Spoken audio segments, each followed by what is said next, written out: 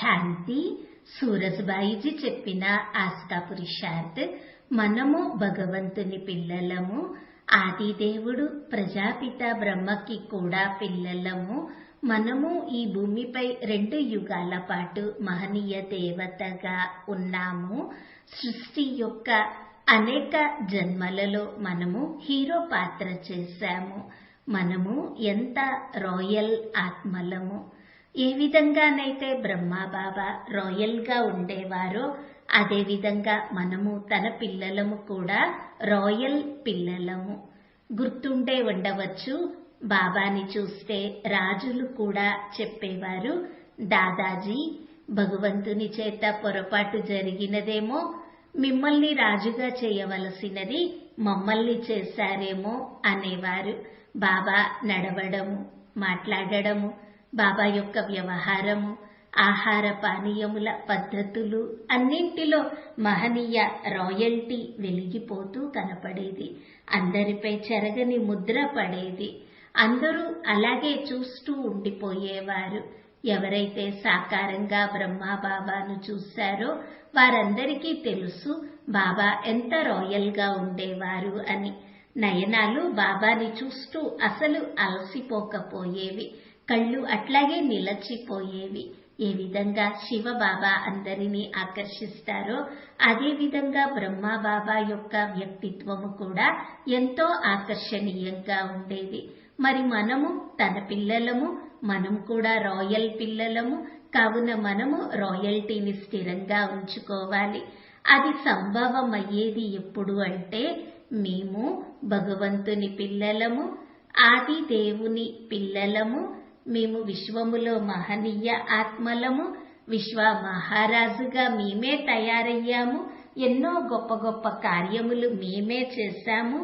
ఇలా ఈ స్మృతిలో ఉండి ఇదే స్వమానంలో ఉంటే వాస్తవంగా మనము ఎంతో రాయల్ గా ఉండగలము. మన దృష్టి, వ్యవహారము, నడవడిక, మన మాటలు, ఆహారము తినే పద్ధతి అన్నింటి చేత అందరికీ రాయల్టీ కనిపిస్తుంది. కావున గుర్తుపెట్టుకుందాము, ఎవరైతే రాయల్ గా ఉంటారో వారు ఎవరిని ఏమీ అడగరు. ఎవరైతే రాయల్ గా ఉంటారో వారి కళ్ళు ఎటూ ఆకర్షితం అవ్వవు. ఎక్కడా వారికి ఆకర్షణ కలగదు. ఎవరి నుండి ఏమీ తీసుకోవాలనే కామన ఉండదు. ఏ వ్యక్తిత్వము వైపు వారు వంగరు. మనము ఎంతో రాయల్ ఆత్మలము. మనము స్వయమును ఇచ్చా మాత్రం అవిద్యగా తయారు చేసుకోవాలి. ఎవరి నుండి ఏమీ తీసుకునే కోరిక ఉండకూడదు. అడగడము అంటే ఇది బికారి లక్షణము. కావున ఎవరైతే మహాన్ ఆత్మలో వారు స్వయమును చెక్ చేసుకోవాలి.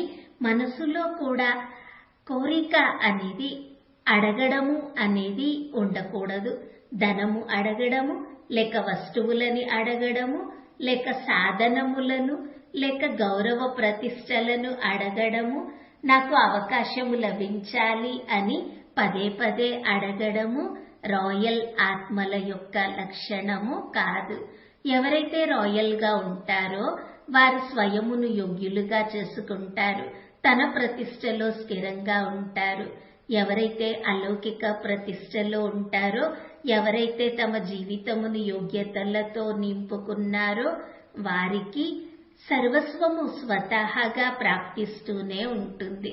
వారికి ఏమీ అడిగే అవసరమే ఉండదు.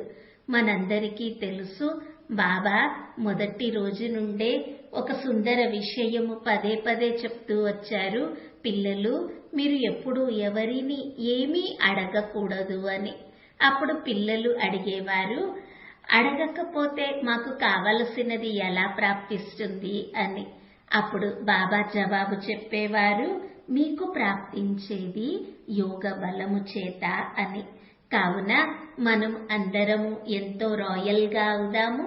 మాటలు, నడవడిక, వ్యవహారముతో రాయల్టీ యొక్క ప్రభావమును ఇతరులపై వేద్దాము.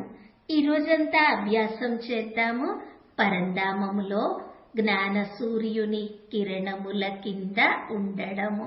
గుర్తు చేసుకోవాలి. జ్ఞాన సూర్యుని నుండి కిరణములు తీసుకొని ప్రపంచమంతటా వ్యాపింపచేస్తే ప్రపంచము నుండి మాయ యొక్క కీటాణువులు సమాప్తమవుతాయి. ఈ రోజంతా ఇదే మహనీయ సేవ చేద్దాము.